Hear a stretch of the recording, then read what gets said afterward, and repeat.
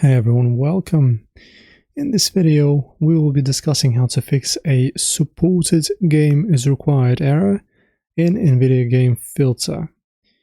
So guys, follow these steps. Ensure you're using a supported game. Nvidia Game Filter works with specific games and not all titles are compatible. Check the list of supported games on Nvidia's official website or refer to the in-game settings to confirm if the game you're trying to use the filter with is supported.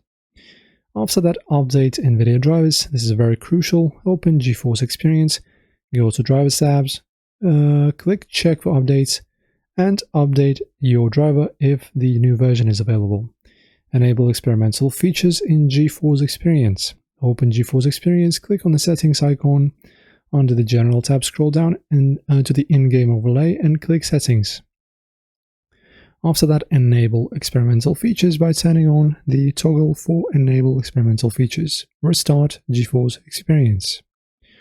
Also, using a full screen mode in supported games might help. Switch to full screen mode in the game's video settings.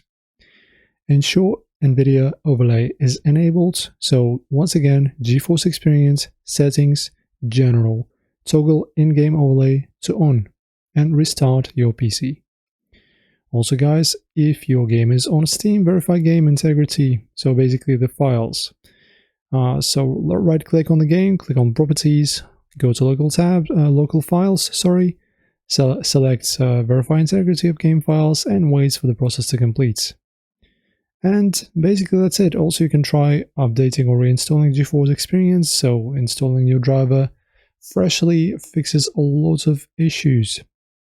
Also, you can try lowering the graphical settings in the game. That might help you as well. And the last resort is, of course, contacting Nvidia support if none of the steps above work. Guys, thanks for watching and listening. If you like this video, subscribe, like the video. See you next time.